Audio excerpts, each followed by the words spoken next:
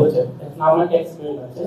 আমি 2013 সাল থেকে রাষ্ট্রচিন্তার আগের যে মুভমেন্টটা ছিল গণতান্ত্রিক সংবিধান মুভমেন্ট, আমি ইংরেজ ছিলাম কাবিমের সাথে, সেখানে আমি সারওয়ার তুষার, রাকাল রাহা বা হাবিব ভাই মারা গেছেন, ওনাদের সাথে আমার একটা অলস ডিবেট ছিল যে আপনারা যে ওনাদের আমি প্রশ্ন করতাম যে আপনারা বলছেন যে আপনারা সমাজের সংস্কার করবেন, যে যাতে আমরা কোনো রাষ্ট্রের রাষ্ট্রধর্ম রাখবো কি না ধর্মনিরপেক্ষ হবো, এটা আমরা ফিক্স করতে পারছি না 53 বছর ধরে।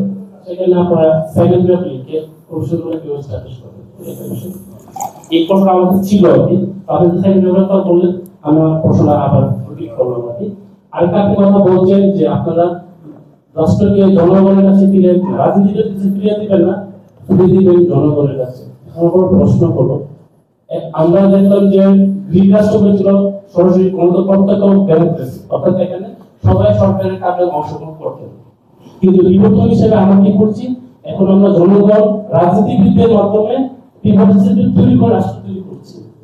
এখন আপনি কিভাবে আপনার যেহেতু বিশাল রাষ্ট্র অনেক জনগণ, কি রাজনীতিবিদদেরকে আপনি বাদ দিয়ে সরাসরি জনগণের কাছে মালিকানা ফিরিয়ে দিবেন, এটা একটা প্রশ্ন। আর পিএইচডির কাছে আমার কিছু বিষয় আছে, যেমন আমি যেহেতু লয়ার আইনজীবী, আমি দেখেছি যে জুলাই আগস্টের পরে শহীদদের বিভিন্ন মামলা হচ্ছে, একসাথে মামলা হয়েছে ও ট্রাইব্যুনালও যাচ্ছে। আমি নিজে দেখেছি যে কিভাবে মামলা বাণিজ্য হচ্ছে। আমার কাছে একটা মামলা এসেছে যেখানে একটা ভিক্টিম বাড়ি নোয়াখালী, সেখানে বাবা মামলা করেছে জানুয়ারি কালে, কিছুদিন পরে দেখি যে ওই ভিক্টিমের আরেকটা নাগাদা সেখানে আসামি দিয়েছে 300 জনকে, এবং 300 জনের মধ্যে প্রথম 10 জন দেখতো, পরে ফেক আসামি। অর্থাৎ কি হচ্ছে, বাণিজ্য হচ্ছে। একজন ব্যক্তি প্রত্যেকে 3 থেকে 4 লাখ টাকা ব্যয় করছে সেই মামলা দিয়ে ক্লিয়ার আউট হওয়ার জন্য। অর্থাৎ 300 আসামি যদি 3 লাখ টাকা খরচ করে, প্রায় 1 কোটি টাকা বাণিজ্য হচ্ছে।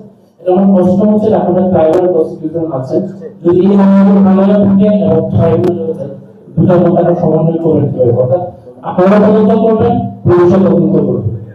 এই যে ইনভেস্টিগেশনটা হচ্ছে তাই কি এখনই বন্ধ করা যায় না? তারপরে যখন বন্ধ না করেন যদি ভুল যাবে, মামলা বাণিজ্য বাড়বে, যারা আসামি হচ্ছে তাদের ঝামেলা হচ্ছে। এই বিষয়টা হবে আমার একটা কোশ্চেন হচ্ছে, এই যে ট্রাইব্যুনাল, এই ট্রাইব্যুনাল তো একটা অপূর্ণাঙ্গ, একটা অস্বচ্ছ ট্রাইব্যুনাল, ইন্টারন্যাশনালে আগে ওইখানে প্রশ্ন আছে, এবং হাসিনার যে ট্রাইব্যুনাল ছিল সেই ট্রাইব্যুনালের মাধ্যমে আবার হাসিনার বিচার হচ্ছে, মানে এই যে গণহত্যাকে। কিন্তু আমার মেইন এটা হচ্ছে যে মামলা বাণিজ্যের কথা যে বলবো, এই ট্রাইব্যুনালের মামলায় তো কেউ আটকা পড়লে আর বের হতে পারে না। ইভেন জামাতের এক নেতা এখনো হচ্ছে জামাত আন্দোলন করার ঘোষণা ছিল, তার জামিন এখনো বের হতে পারে, এটিএম আজাদের ঘোষণা না। কেউ কেউ অফিসারের শিকার হওয়ার সুযোগ আছে কিনা, যে ট্রাইব্যুনালে হচ্ছে কেউ কোনো অপরাধের সাথে জড়িত না, কিন্তু তাকে কোনো ধরনের শত্রুতা বশত তাকে এখানে হচ্ছে এই মামলা ফাঁসানো যাবে। কারণ বৈষম্যের মামলা অনেক এরকম হচ্ছে ঘটনা ঘটছে, এটা নিয়ে একদম শুরু থেকে আলোচনা। ট্রাইব্যুনালের মামলা এরকম তোমারটা করো, আমি তো যারা বেশি প্রশ্ন করছে আমি তো সাসপেক্ট করছি ভাই তার বেশি খেয়েছেন, অত খেতে পারছে না। আমি একটা ছোট্ট বিষয়, এটা যেহেতু সেকেন্ড রিপাবলিক নিয়ে একজন সংবিধান বিশেষজ্ঞ আইনজীবী, উনিও প্রশ্ন দিয়েছেন।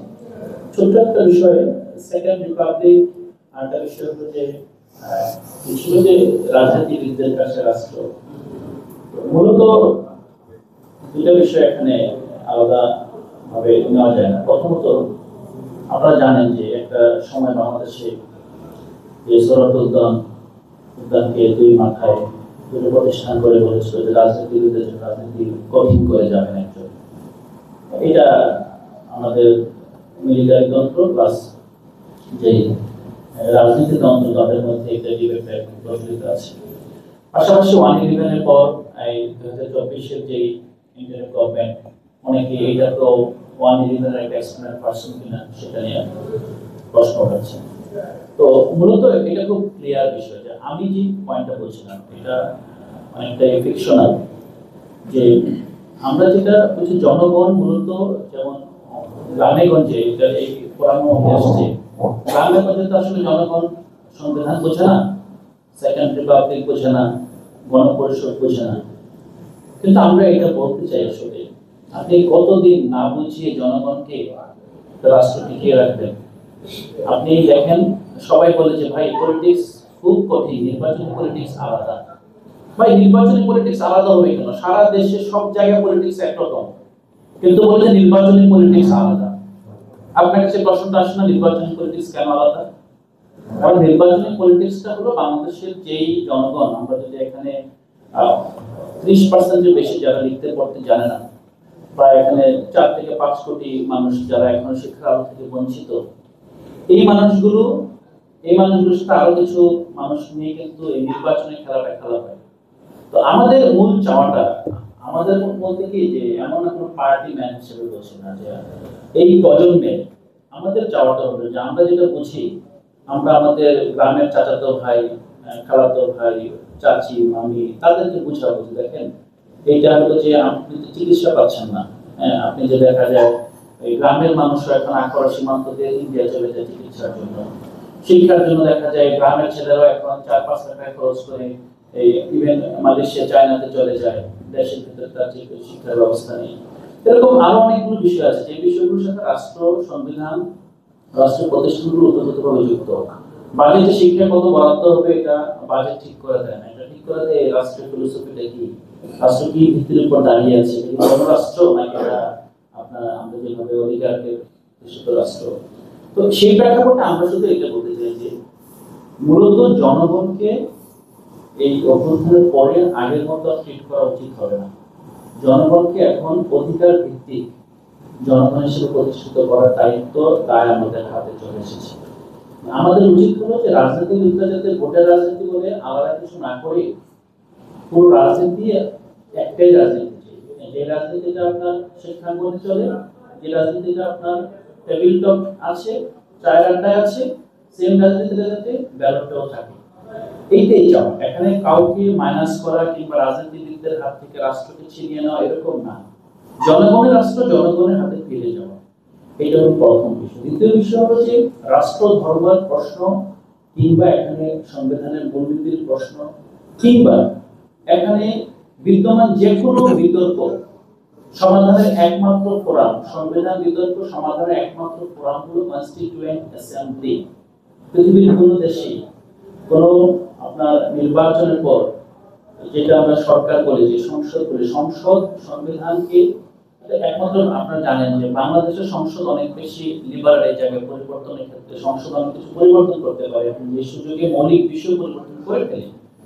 কিন্তু এই প্রশ্নগুলো যদি মনে হয় 53 বছর সমাধান হয় নাই, তাহলে এখনো সমাধান না হওয়া বিষয় নিয়ে আমরা কেন এগিয়ে যাব?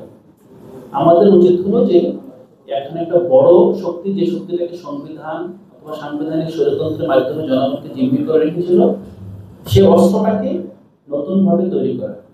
এই অস্ত্রটা যাতে অস্ত্র না থাকে, এটা যাতে জনগণের অস্ত্র হয়, সরকারের অস্ত্র না হয়। তো সেটার জন্য আমরা গণপরিষদ নির্বাচন দাবি করেছি। এবং এই সংবিধান যেটা এখন সংস্কার হচ্ছে, আপনারা অনেকে সবাই জানেন আলী রিয়াজের নেতৃত্বে সংবিধান সংস্কার কমিশন এবং জাতীয় ঐক্যমত্য কমিশন। এই সংবিধানটা সংস্কারের 3টা উপায় আছে। ফার্স্ট বেস্ট ওয়ে হলো গণপরিষদ, সেকেন্ড হলো পরবর্তী সংসদ, থার্ড হলো অধ্যাদেশ।